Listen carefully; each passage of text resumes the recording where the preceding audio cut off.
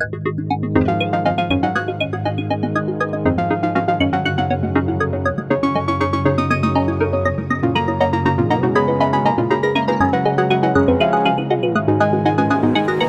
marché de la poésie à la place Saint-Sulpice à Paris, il existe depuis 1981, au moment de l'arrivée de Jack Lang au ministère des Affaires culturelles.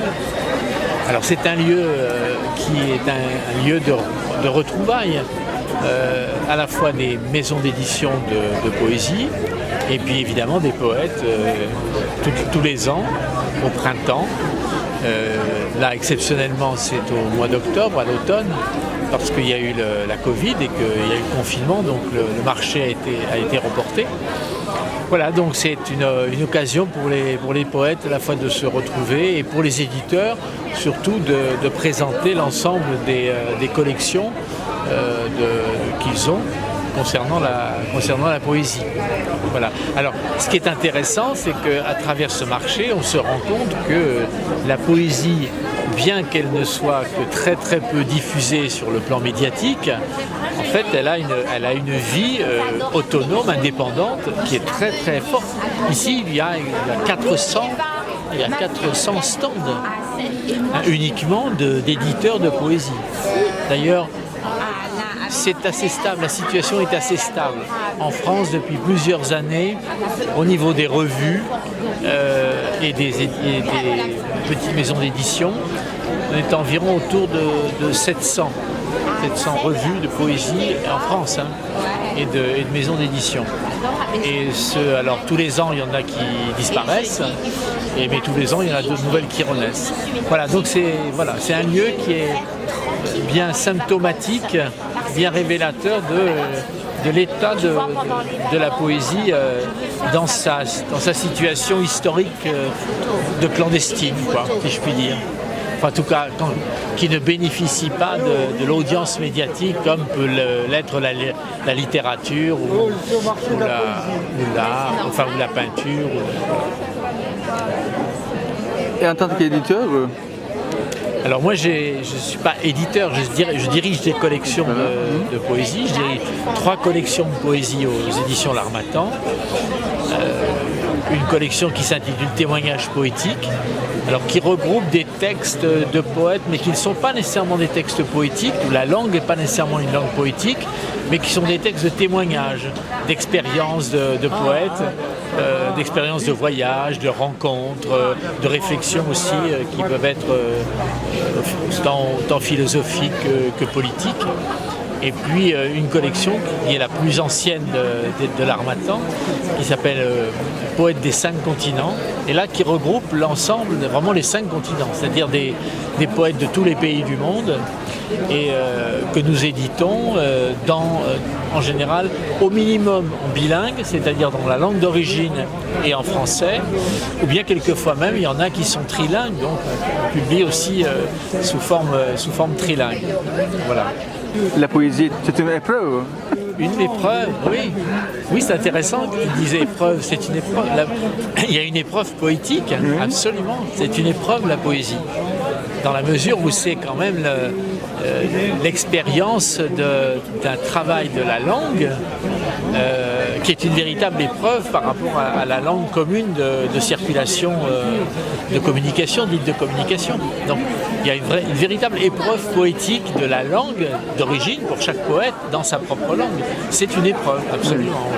Oui, je vais lire des petits extraits. Voilà, oui, avec plaisir. Alors, ce sont des extraits d'un livre que j'ai réalisé avec un artiste qui est photographe en particulier, nous avons fait un livre d'artistes à la collection Transsignum, et le thème du livre c'est l'effacement. L'effacement. Alors ça peut être l'effacement dans l'histoire, comment il y a des périodes, il y a des événements qui sont complètement effacés dans la transmission historique pour des raisons politiques ou pour d'autres. Et puis aussi des personnages, des personnes humaines qui sont effacées aussi dans la mémoire historique, qui ont été oubliées ou soit ils ont été oubliés, ou bien on a provoqué leur effacement, parce qu'on voulait pas qu'on s'en souvienne. Voilà.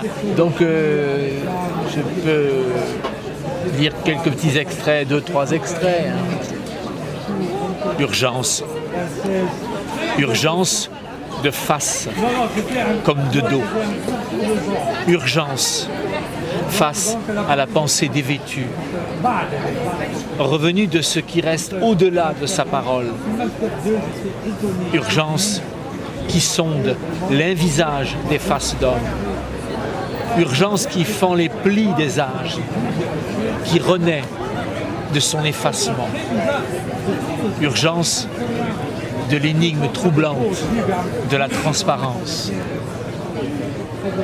Comme la graine morcelée, éperdue, qui se vit étrangère, comme le fantôme parmi le peuple des disparus de toujours, comme l'adresse frêle des traces de mémoire de l'inconnu, comme le poème ouvre la clairière sur le partage des branches, un pas, toujours un pas, fait légende au pays des temps blessés. Urgence, urgence, urgence, urgence, urgence à l'œuvre du visage et ses fêtes battues. Urgence sur les vagues qui reposent aux heures de clarté vers l'émeute. Urgence pour le baiser recueilli dans la morsure du vide. Urgence au lieu du vide. Urgence. 急需著作面世且狂欢不止，急需浪潮在破晓骚动时的静息，急需痛定思痛后的真实的亲吻，急需在空虚时的拥抱。 Lorsque la source appelle et face au vent, nous allons dans sa hauteur. Nous pénétrons l'émotion d'un bleu de traîne sur l'absence. Nous foulons l'inachevé des temps jusqu'au mirage, hors d'atteinte. Commençons le pays à l'œuvre des tumultes dans l'herbe haute. 一泉唤醒之水，风起涟漪。我们探寻它的起源之巅，一缕透出空幻之蓝色情怀。那么，经岁月触碰的缥缈幻影，亦或曾是杂草纷繁的众生国度。 La mémoire ne se satisfait plus du rassemblement des lambeaux dispersés des sirènes en haute mer. Parmi les ombres des réfugiés, une image cherche un visage sur les temps de silence. Une autre image répand sur les écrans de circonstance l'empreinte d'énigmes laissées par les tirs de hasard dans des poitrines lasses. Un souvenir présence erre en la pensée intuitive. 记忆不足以收藏，早已支离破碎的美人鱼，在大海中，在逃亡者的阴影中，一个人影。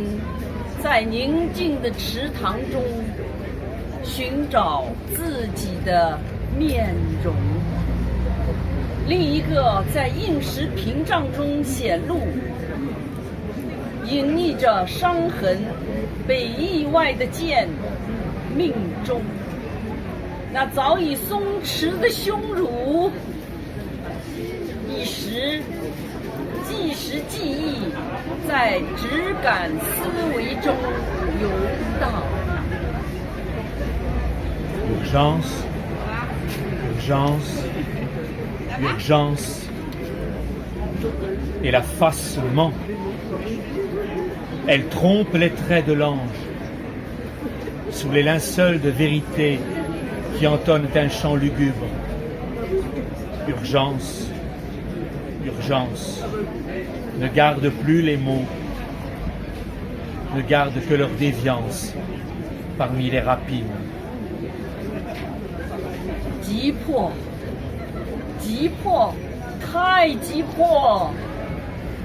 面容霄云盖尽，错失天使的令箭，过失不忠的真相，惊诉了一曲上歌。掠夺中未留一场之言。 On dit vivre autour d'une histoire d'amour. Mais que garde-t-on au jardin vide en elle? Que retient-on des pas d'exil vers leur naissance nomade? Pour qui annonce-t-on la fête? Quand la terre des masques d'hommes prend les couleurs de bois verni, quand la pluie tombe, tombe sans présence aux larmes.